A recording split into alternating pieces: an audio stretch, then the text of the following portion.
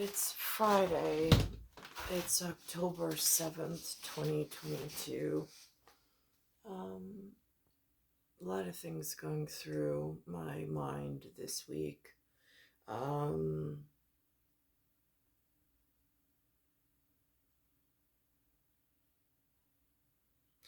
Somebody bestowed upon me a book of Jesus Christ, Je suis, so I could read the Americas version, not Jerusalem's version. So that was interesting. I found out that Brother Star, I have James, he has a John, and we each have a Benjamin. I did not know such things.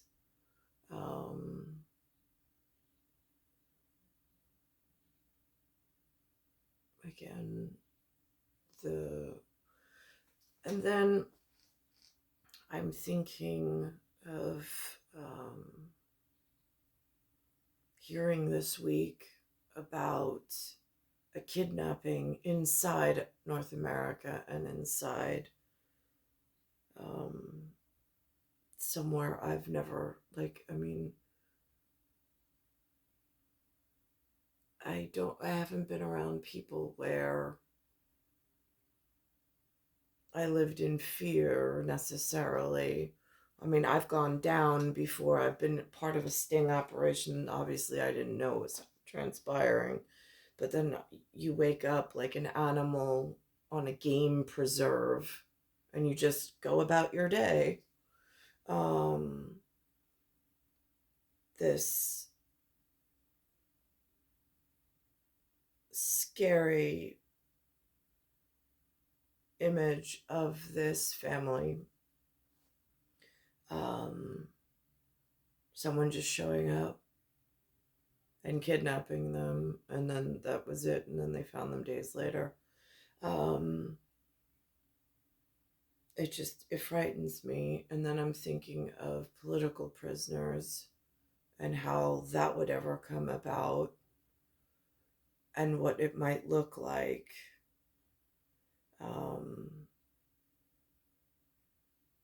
My brother Star and I both have Benjamin as next gens.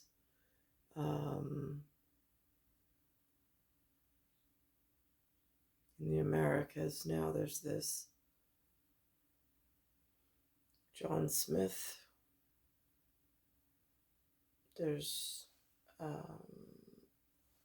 Jesus. There's Latter-day Saints. There's bearings, moorings, anchors of reality. There's God and country and family. There's significance. And then I'm thinking outside of this reality,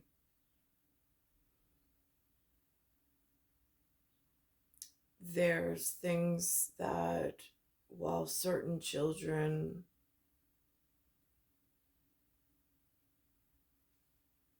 were of importance for being a wife and a mother,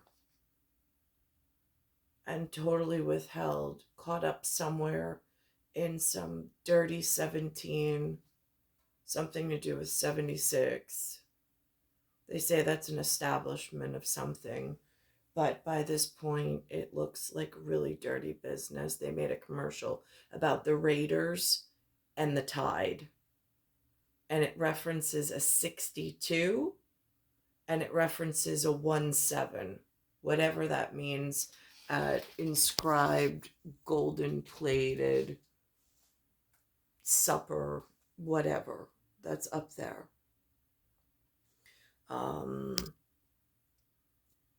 for how do you get an insurance policy and an assurance of something else for the next gens when you've been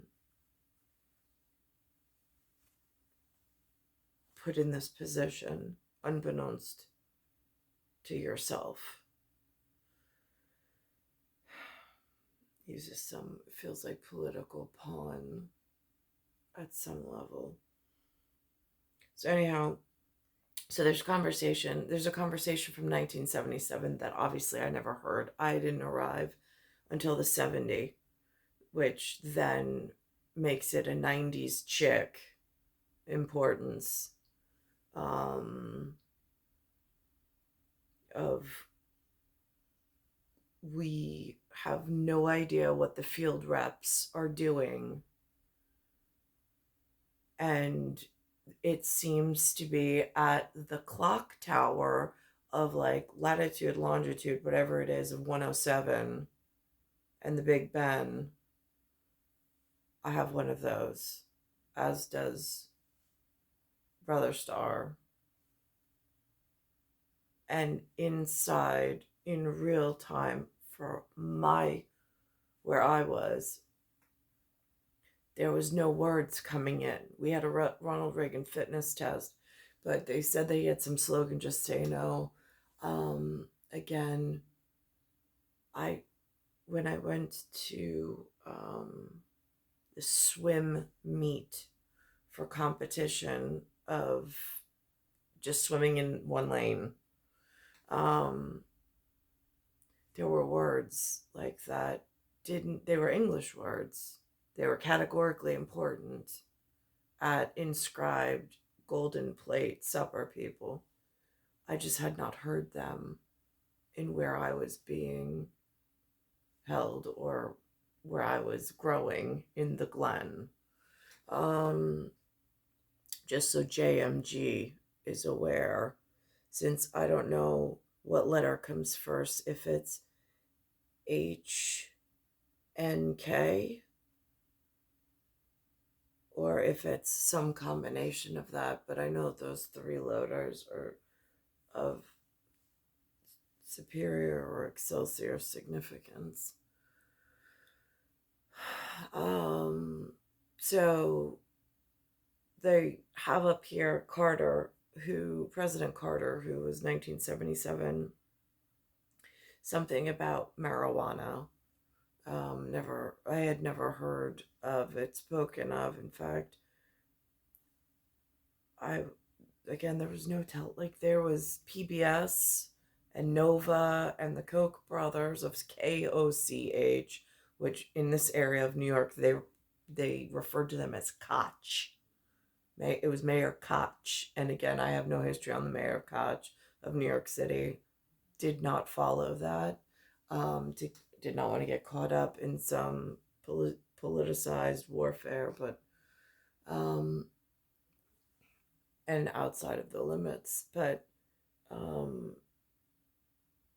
so they make mention of it. Then President Biden came out and he actually pardoned anybody who in the U.S.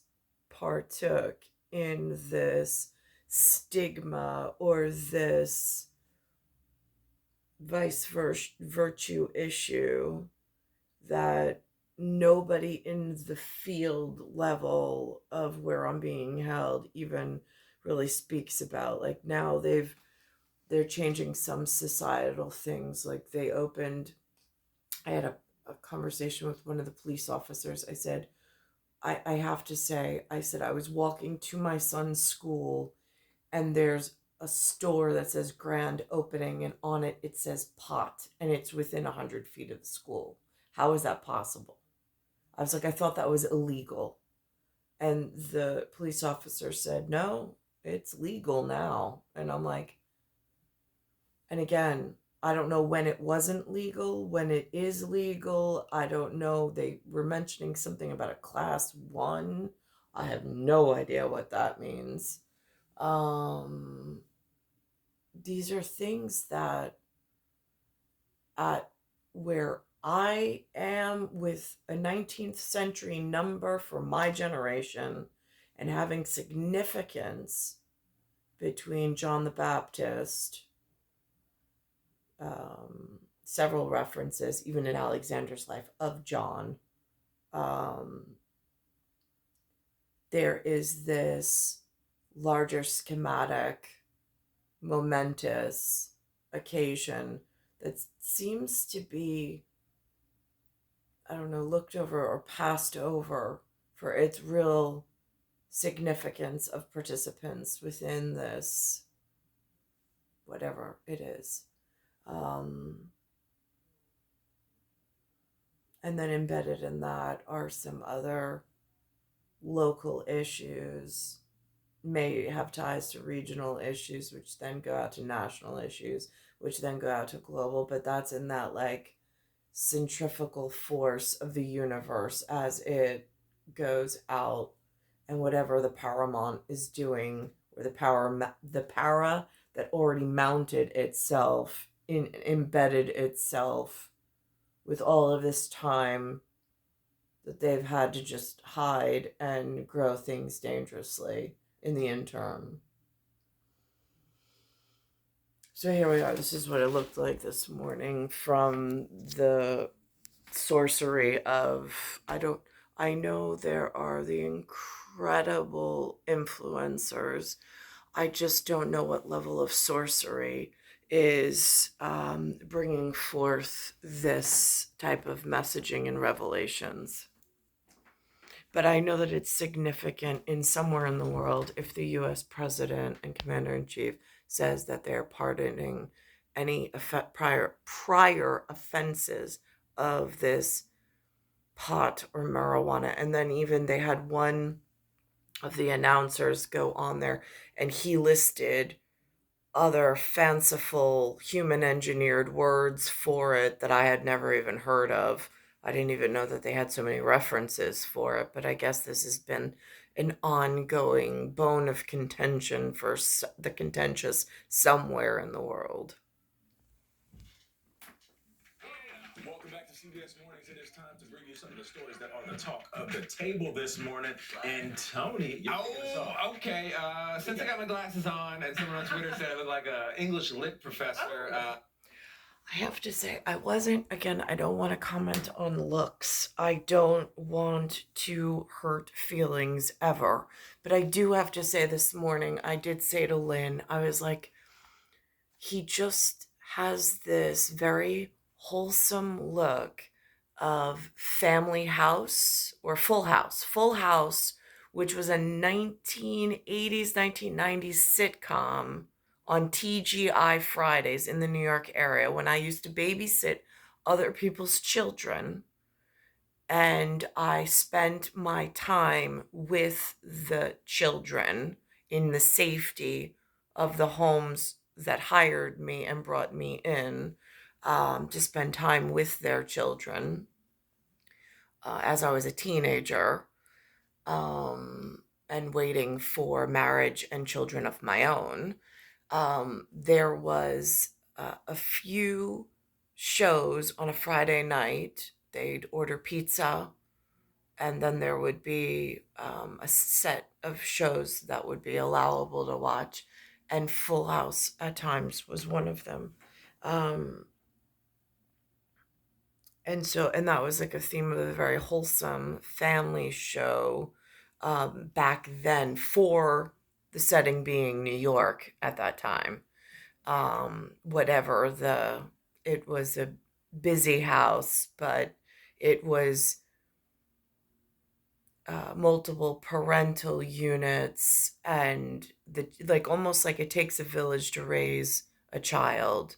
That old adage that works very well, that you can't do it by your own. It's just too difficult to be everything to everyone. You do need other participants in order to raise the children properly. So that's what it, and so Bob Saget was the actor who played and had almost these very reminiscent glasses of what Tony has on today. I got a little history lesson here on marijuana decriminalization. Okay. It's about the last Democratic president to push for it in any way at all. And in fact, this is somebody who went way further than President Biden. I'm talking about Jimmy Carter in the summer of 1977, who wrote a 7-page letter to Congress in which he called for the abolishment of all criminal penalties for the simple possession of marijuana. And in the famous quote, what he said is, penalties against possession of a drug should not be more damaging to an individual than use of the drug itself. That was 1977. And then I went and took a look at how the election turned out for Jimmy Carter. He lost 47 states. Now that's not 47? Yeah, that's not a prediction, but it is. Times were different. Times were different. So he was a president that already called for the abolishment of. Now, was that to hold a child responsible for something past indiscretion a parent might have done at a time where the country might have already been under siege by other socio-political things that were going on, and trying to drag the bloodline out of its normal whatever in this break in communication and community and set standards? I'm just curious, because it seems to me like 1977, a US president already wrote that about the abolishment of that penalty that might inflict more harm. Now, was that for the parent at the table of golden inscribed plates, or was that for the child, or for the children of that person that did not have a choice what their parents partook in or themselves if they enter a world where the house is already broken and like the turn is already in full swing, where there's such a divide between the family that's governing and their ability to communicate effectively with the correct bloodline? Just curious. Again, having that NEG on that life-saving blood transfusion bag. I'm not part of the POS, which does have a very high impact on certain things. It's not a prediction. What happened with Carter is his top guy on drug policy, a person named Peter Bourne, later that same year. Did he just say Peter Bourne? I find that interesting. Hollywood made a Jason Bourne movie only after my Benjamin was born to describe whatever, or make document a record, or whatever they were doing, and whatever, for tying a reality together, neatly packaged, so some of us can look for or rely upon some moorings and bearings to keep ourselves straight as this whatever is going on.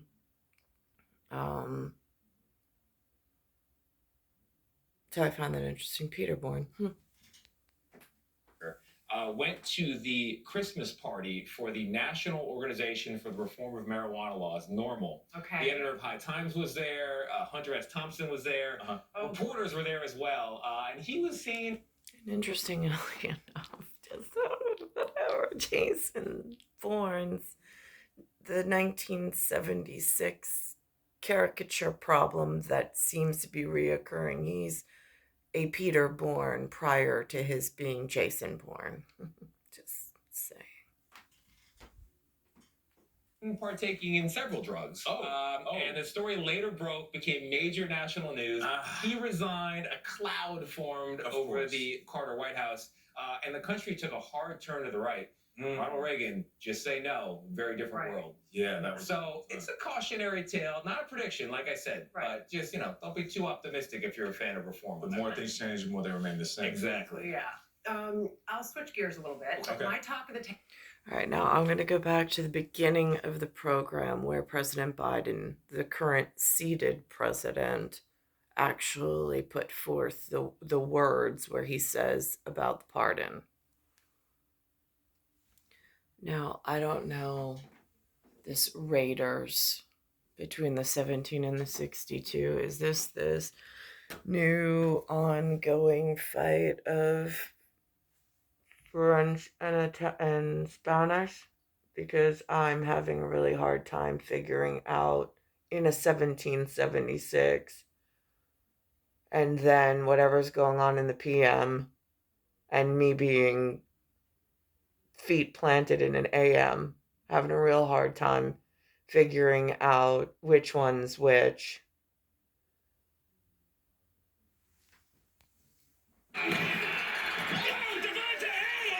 What's up, man? We need to talk about that lucky jersey. Haven't washed it in years. Multiple years? I don't see any stains. It's lucky. I don't see any luck. It's dirty. Lucky. Dirty. But we just scored a touchdown. Not we, me. Ooh, touche. You need to deep clean that. You know what to do. Good luck out there. Bro, no, listen.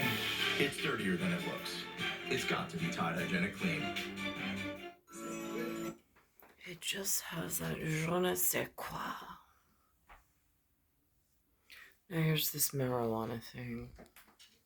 Times change, however, and we turn now to President Biden's big step, at least symbolically, toward decriminalizing marijuana under federal law. Yesterday, he announced a mass pardon for everyone convicted of a crime for simple possession and urged state governments to follow him.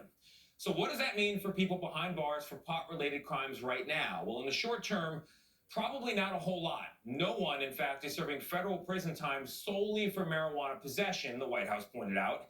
And the vast majority of convictions happen at the state level, so do not expect anyone to be released from prison because of this executive order.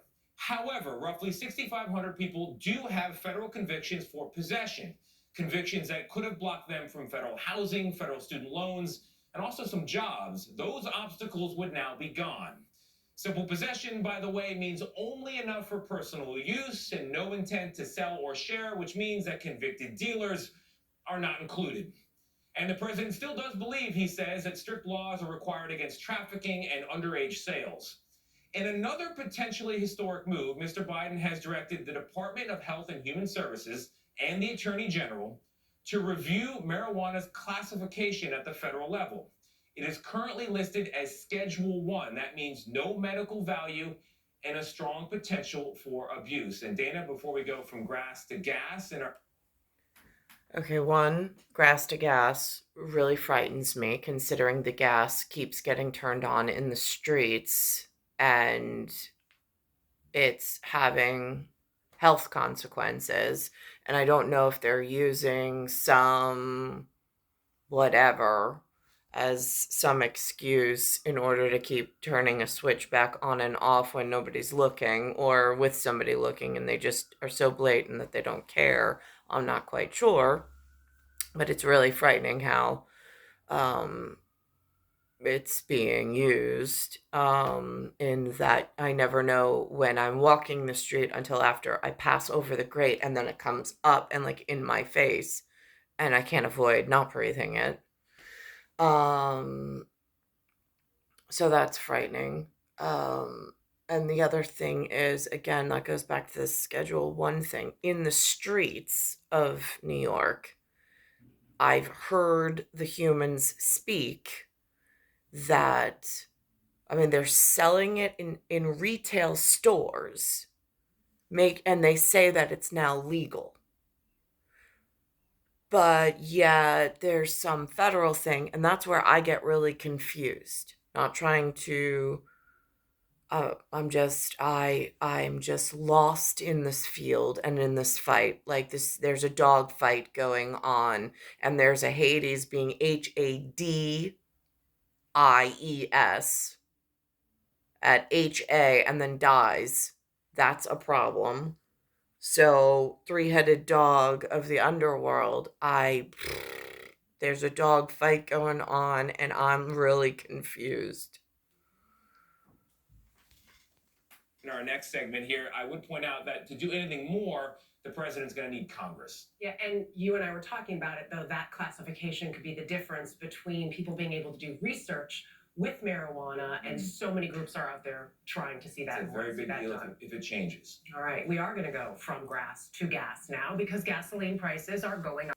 All right, so this goes into the marijuana conversation, and then the late night host that goes through like this myriad or menagerie of names, of other names that these things in quiet, I guess maybe tribal manners or hamlets, they're called certain family words, which I'm not privy to. But this enlightened revelation was bestowed upon me by some sorcery this morning.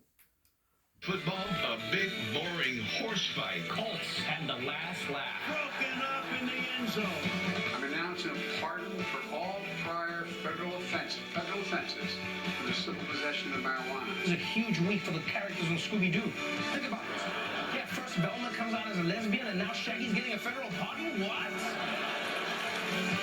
He's pardoning federal marijuana simple possession offenses, all of them, from the dankest nugs to the harshest ditchweed. I'm talking pot, grass, Mary Jane, reefer, the sweet, sticky, icky, ganja, chum chum, lime pillows, sticks and stems, herb, chronic, Yemen, the devil's lettuce, wacky tobacco, Acapulco gold, jazz cigarettes, and the Right Honorable Reverend Al Green. This morning's Eye Opener is presented by Progressive, making it easy to bundle insurance. So that's interesting. And then it goes into this other segment that I'm not going to mention at the moment, because girl with the pearl earring, who the people that speak sassy for a living and their entire careers have known a few things and have yet to have gotten to the point of where, like, I think they got busy in their own generational fight as things and other things took hold and opened up new whatevers. So I'm just leaving it at that, but there's a bell, there's an L, there's a gazelle in a lion's den, and then there's a Zarella. Just saying, there's some significance in the pearl of great price, and who feels as though she's been paying the highest price with the least amount of benefit. That's this woman right here. It's star 1978, star 8378, Nicole Cattaruzza. It's Earth, Solar System, Milky Way, Universe, Galaxy is broken. It's Bayside Station, Bayside, New York, 11361.